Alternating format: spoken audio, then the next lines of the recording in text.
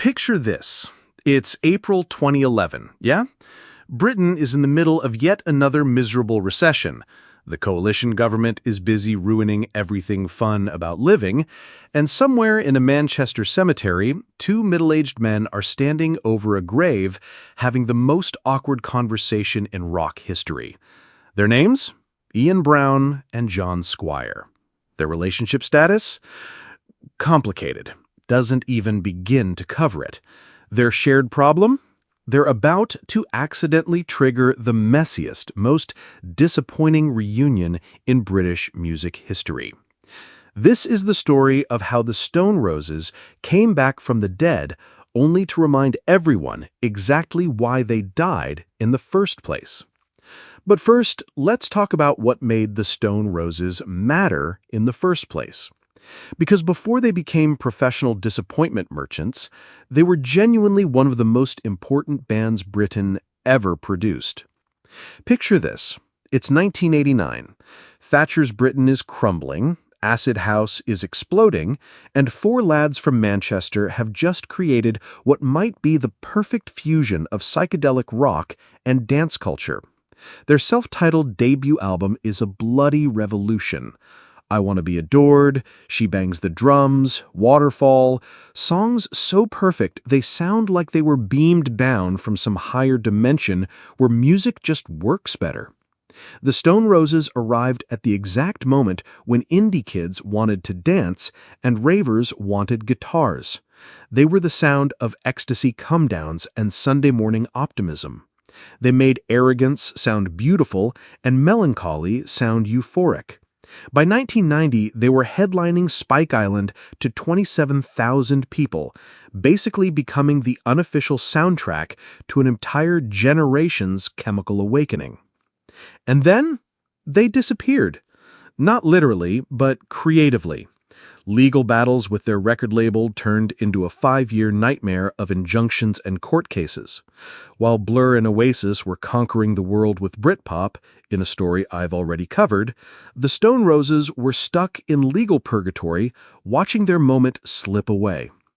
When they finally returned in 1994 with Second Coming, the world had moved on. Manchester was ancient history. Britpop was the new thing. And the Stone Roses, who'd been gods of the previous era, suddenly sounded ordinary. Second Coming wasn't terrible, but after a 5-year wait, it felt like finding out your favorite restaurant had been replaced by a Subway. The album was too long, too heavy, and crucially, too late. John Squire had spent the intervening years becoming obsessed with Led Zeppelin-style guitar heroisms, which was exactly the opposite of what made the Stone Roses special. They'd gone from being effortlessly cool to trying way too hard. It was embarrassing. By 1995, the cracks were showing. Rennie quit first, allegedly fed up with the band's new management and John's increasingly domineering studio presence. He was reportedly the clean one, while the rest descended into their own personal chemical adventures. Then John followed in 1996, leaving behind a bitter statement about the band being creatively bankrupt. The remaining members limped on for 6 more months with session musicians before finally admitting defeat at Reading Festival 1996, where they delivered what was by all accounts a performance so bad it actually made people feel sorry for them. And that was it. The Stone Roses were dead. Kaput. History. Fast forward to April 2011. Manny's mom has just died, and somehow, at her funeral, the two architects of the Stone Roses' destruction find themselves in the same room for the first time in 15 years. Ian Brown and John Squire, the childhood friends whose epic falling out had killed one of Britain's greatest bands, suddenly face to face over sandwiches and sympathy. When me and Ian met by chance, it changed everything, John later admitted. In some ways, it felt like 15 years ago was yesterday. Which is a beautiful sentiment, except for the fact that 15 years ago, they could barely be in the same studio without wanting to kill each other. But grief does funny things to people, And apparently, it also makes them forget why they hated each other in the first place. 6 months later, on October 18, 2011, the impossible happened. The Stone Roses called a press conference at London's Soho Hotel and announced their reunion. All 4 original members, Ian, John, Monty, and the notoriously reclusive Rennie, sitting together like nothing had happened. The response was immediate and insane. They announced 2 shows at Heaton Park in Manchester for June 2012. All 150,000 tickets sold out in 14 minutes. A 3rd show was added, bringing the total to 220,000 tickets, all gone in 68 minutes. It was the fastest-selling rock gig in UK history. The hype was astronomical. Here was the band that had defined the late 80s, coming back just as Britain was desperately nostalgic for any time that wasn't right now. Ticket touts were selling passes for thousands of pounds. Grown men were crying. It was like the Beatles had announced a comeback, except with more bucket hats and Stone Island jackets. But here's the thing about reunions. If you're not Oasis or Linkin Park, they're almost always a terrible idea. And the Stone Roses were about to prove exactly why. The first sign of trouble came in May 2012 during their secret warm-up gig at Warrington's Parr Hall. Now, when a band needs a warm-up gig after 16 years apart, that's already not a great sign. But the reviews were diplomatic. "They've never played so well together," said one fan, which sounds positive until you remember how notoriously sloppy they'd always been live. More telling was this review. "He can't sing, but he never could. It was all right. Started off a bit ropey, but it got better." Imagine waiting 16 years to see your heroes, and your takeaway is, "It was all right." Then came Amsterdam. June 12, 2012, the Heineken Music Hall, and the moment that perfectly encapsulated everything wrong with this reunion. The show itself went fine until it came time for the encore, specifically the moment when Rennie decided he'd had enough and just left. Picture this. Ian Brown comes back on stage to 6,000 expectant fans ready for I Am the Resurrection, only to announce, "The drummer's gone home." The crowd, understandably, thinks this is a joke. Ian clarifies, "I'm not joking, the drummer's gone home. Get all your aggro out on me, I can take it. What can I say? The drummer's a cunt." Yes, he actually called his bandmate a cunt on stage, in front of thousands of people, during their comeback tour. This is the level of professionalism we're dealing with. Officially, there were technical problems with Rennie's monitor mix. Unofficially, this was a 49-year-old drummer having a massive strop because his in-ear monitors weren't quite right, and a 49-year-old frontman responding by publicly humiliating him. The band's spokesperson insisted everything was fine, and all future dates would go ahead as planned, which, in retrospect, should have been the moment everyone realized this reunion was doomed. The Heaton Park shows themselves were fine. Just fine. Which for a band that once seemed capable of changing the world was devastating. Reviews ranged from not bad to a great show with the occasional flat moment. The most damning praise came from The Independent, not bad. Not bad for the Stone Roses at their homecoming shows. I saw them at Dublin's Phoenix Park a few weeks later, and the whole thing felt like watching your dad try to be cool at a school disco. Ian Brown's voice was shot, John Squire looked like he'd rather be anywhere else, and the set list was basically a greatest hits package with too many obscure B-sides. It wasn't terrible, but it wasn't transcendent either. It was just a rock concert by some middle-aged men playing songs from when they were young, but they hate each other. But the real tragedy was still to come.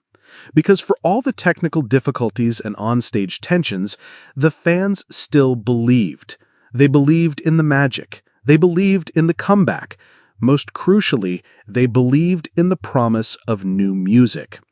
The Stone Roses had signed a record contract before the reunion shows even began. There was going to be a third album, the first new Stone Roses music in over 20 years, the completion of the story, the redemption of the legacy. What we got instead were 2 songs over 4 years. 2 songs that served as a masterclass on how to disappoint an entire fan base. First came All for One in May 2016, their first new song in 22 years. And it was, well, calling it their worst song might actually be generous. It sounded like if you fed AI all the Stone Roses songs and asked it to make a new one from scratch. Generic guitar riffs, meaningless lyrics, and production that made it sound like a decent tribute band covering an imaginary Stone Roses deep cut. The follow-up, Beautiful Thing, was marginally better, but still felt like a band going through the motions. 7 minutes of splendid, shuffling, psychedelic monster acid rock funk, according to one generous review, but really just 7 minutes of proof that whatever magic had made the first album so special was long gone. These weren't just disappointing songs, they were insulting. The Stone Roses had spent 5 years teasing a comeback album, charging fans premium prices for nostalgia tours, and then delivered 2 tracks that would have been rejected as B-sides in 1989. John Squire later admitted the obvious: "We did 2 new songs in 2016, but the spark wasn't there. People change, relationships change. Being in a band is like a marriage, and a lot of marriages fail."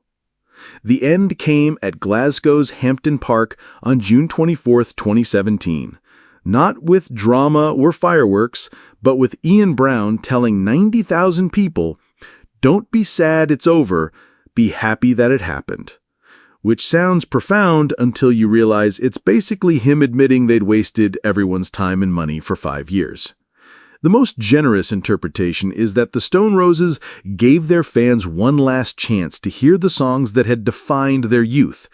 The less generous interpretation is that 4 middle-aged millionaires cynically exploited nostalgia to fund their retirement while delivering the absolute minimum effort required to avoid being sued for false advertising. The reunion officially ended in 2019 when John Squire confirmed what everyone already knew. "Yeah," he said, when asked if the band was really over. "Yeah." That was it. The most laconic breakup announcement in rock history. So what went wrong? Everything, basically. You had 4 men in their 50s trying to recapture the magic they'd created in their 20s, while carrying 30 years of grudges, resentment, and psychological damage. You had a fan base so desperate for the return of their heroes that they were willing to accept not bad as good enough. And you had a music industry so focused on nostalgia that it encouraged this sort of zombie shambling rather than just letting the dead rest in peace. The Stone Roses reunion succeeded financially. They made millions, sold out stadiums, and gave thousands of people happy memories. But artistically and emotionally, it was a disaster. It took one of the most perfect debut albums in rock history and attached it to 5 years of mediocrity, bitterness, and disappointment. The first time the Stone Roses broke up, they left behind a legend. The second time, they left behind a cautionary tale. They proved that some things are better left as beautiful memories rather than ugly realities. They showed us that nostalgia is a drug, and like all drugs, the comedown is always worse than the high. In the end, the Stone Roses reunion was the perfect metaphor for Britain in the 2010s. A bunch of people desperately trying to recapture a golden age that probably wasn't as golden as they remembered, while slowly realizing that going backwards isn't the same as moving forward. And honestly, that's kind of everything.